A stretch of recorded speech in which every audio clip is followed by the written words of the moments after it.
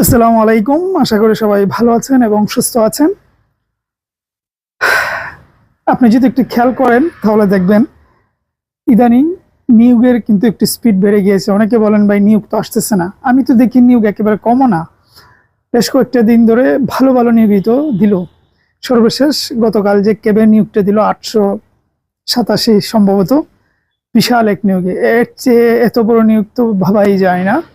যদিও এখানে টেকনিক্যাল পদ বেশি, কিন্তু একেবারে কমন আর কিন্তু সাধারণ প্রার্থীদের জন্য যারা কোনো ধরনের শর্ত ছাড়া আবেদন করতে পারবেন, এরকম সংখ্যা প্রায় 200-র কাছাকাছি হবে। ইতিমধ্যে এর আগে আমি একটা ভিডিওতে বলছি।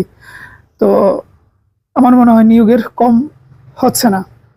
তো এই ক্যাবের আবেদন করবেন, ক্যাব তো ভালো নিয়োগ, তবে এদের পরীক্ষা একটু লেট হয়, এটা একটা বাজে দিক। একটু লেট হবে এই পরীক্ষা, প্রতি বছরে তাদের পরীক্ষাগুলো একটু লেট হয়, এটা মাথায় রাখবেন। পাশাপাশি অন্য অন্য নিয়োগ, কারিগরি নিয়োগটা দিল, ভালো একটা নিয়োগ, ঠিক আছে। তারপর পল্লী বিদ্যুতের নিয়োগ, এই কয়েকটা দিন ধরেই তো এগুলো আসলো।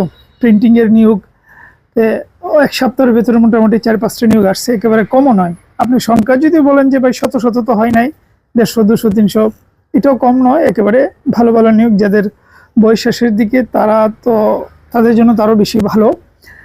মুদ্র কথা, নিয়োগের কিন্তু কমতি নেই। সামনের মাসে আরও বেশ ভালো ভালো কয়েকটি নিয়োগ আসতে যাচ্ছে, ঠিক আছে। কয়েকটা নিয়োগ তো লোডিংয়ের অবস্থায় আছে।